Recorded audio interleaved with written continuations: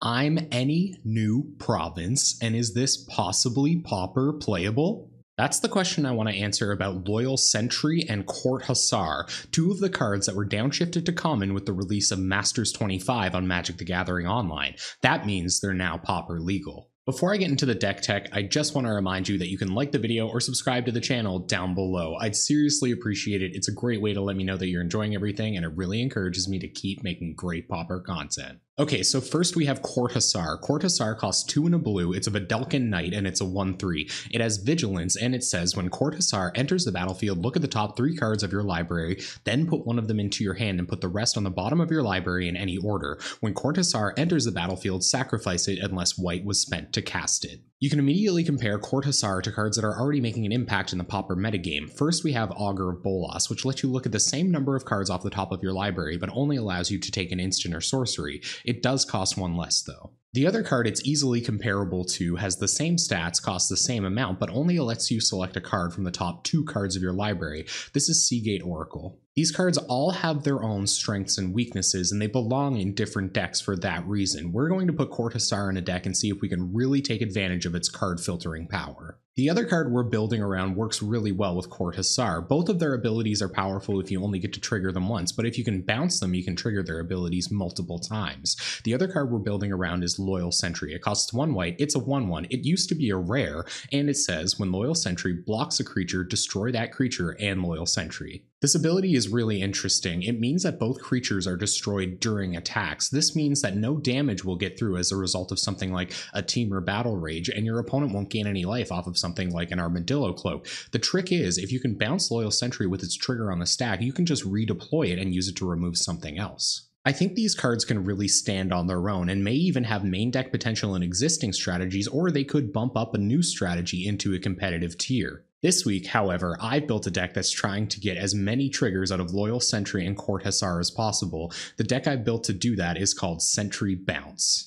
The reason Loyal Sentry was such an exciting downshift for me is that it synergizes perfectly with one of my favorite engine cards. That card is called Escape Routes. It costs 2 and a blue, and it says, 2 blue, return target white or black creature you control to its owner's hand. That means if we have a Loyal Sentry out, we can block our opponent's creature with it, pay 2 and a blue, return it to our hand, destroy our opponent's creature, and get to redeploy Loyal Sentry to kill something else. The other way we're trying to return Loyal Sentry to our hand with its trigger on the stack is Deputy of Acquittals. It costs white, blue, it's a 2/2, and it has Flash. It says, when Deputy of Acquittals enters the battlefield, you may return another target creature you control to its owner's hand. It's great with Loyal Sentry. It means we don't lose it when its trigger resolves, but we can also use it to fizzle our opponent's removal when it targets a creature. Our next bouncer definitely synergizes better with Court Hussar. This is Kor Skyfisher. It's 1 and a white for a 2/3 flyer, and it says, when Kor Skyfisher enters the battlefield, return a permanent you control to its owner's hand. We are trying to pick up our Court Hussars to get as many anticipates as possible with them, but we can pick up other creatures in our deck for value. Sometimes we'll have one of our bounce abilities, but we won't have a Court Hussar or a Loyal Sentry to take advantage of.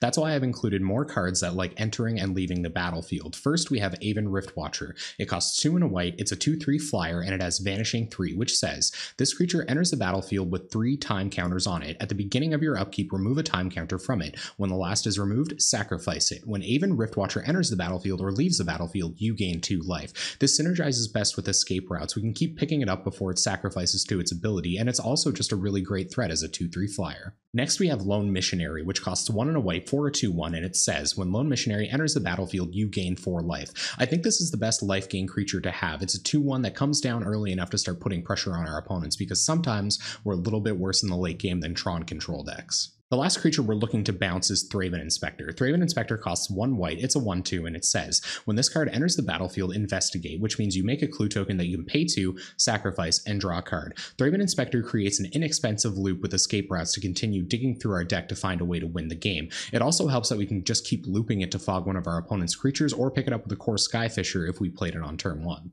Next, I'm going to explain the cards that we use to have a powerful late game. Loyal Sentry incentivizes you to get to the late game by removing your opponent's creatures without being able to attack in for very much. Court Hussar is kind of the same. It allows you card filtering to find your powerful late game spells, and it also provides a good blocking body. First, we have two Stonehorn Dignitaries. Stonehorn Dignitary costs 3 and a white, it's a 1/4, and it says, when Stonehorn Dignitary enters the battlefield, target opponent skips his or her next combat phase. If we're playing an uninteractive aggressive deck and we have an escape routes down with 7 mana, we can just keep looping Stonehorn Dignitary and our opponent will never get to attack again. Next, we have our Finisher, which provides a little bit of extra recursion to go along with all of our great enters the battlefield triggers. This is Custody Squire. It costs 4 and a white, it has flying, and it's a 3/3. It also has Will of the Council, which means when Custody Squire enters the battlefield starting with you, each player votes for an artifact, creature, or enchantment card in your graveyard. Return each card with the most votes or tied for the most votes to your hand. If we're locking our opponent out of their own combat phases, we can just start looping Custody Squires to attack into their flyers.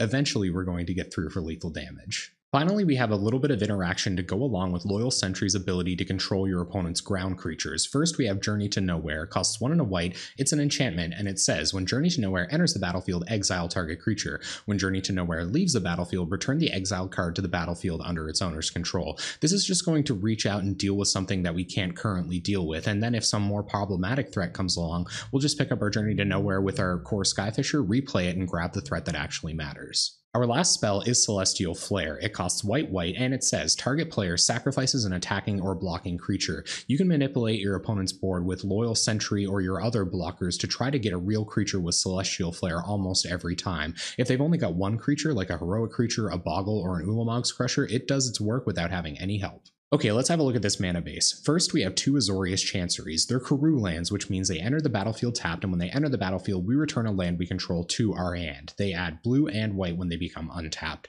I've included a couple of Karoo lands because I'm cheating on my mana just a little bit. This represents 2 land drops on its own, so I thought it was important to have. We have 4 Ash Barrens. They produce colorless mana, but they also have basic land cycling, which means you can pay 1, discard it, and search your library for a basic land card. We have 2 Kabira Crossroads. They enter the battlefield tapped and gain you 2 life. When they become untapped, they add a white. We can recur this with our core Skyfishers to hopefully keep ourselves out of burn range. We have 4 Tranquil Coves, standard Pauper duels, enter the battlefield tapped, they gain you a life, and when they become untapped, they add blue or white. We have 7 plains and 4 islands, just enough untapped mana to go Thraben Inspector into core Skyfisher. Okay, let's have a look at this sideboard. First, we have 2 Circle of Protection greens to help us out with those hyper-aggressive matchups. We don't get off the ground very quickly, so hopefully this will stop those stompy creatures in their tracks. We have 2 Standard Bearers for picking up all of our opponent's auras. They'll have to target our Standard Bearer with those. It also synergizes kind of interestingly with Escape Routes. If they have targeted removal and Escape Routes is online, they'll have to target Standard Bearer, and we can just bounce it before the removal resolves. We have 2 Dust to Dust for exiling artifacts out of Affinity. We have a core Sanctifiers, which is a repeatable way to destroy enchantments or artifacts. We can pick it up with core Skyfisher or Escape Routes.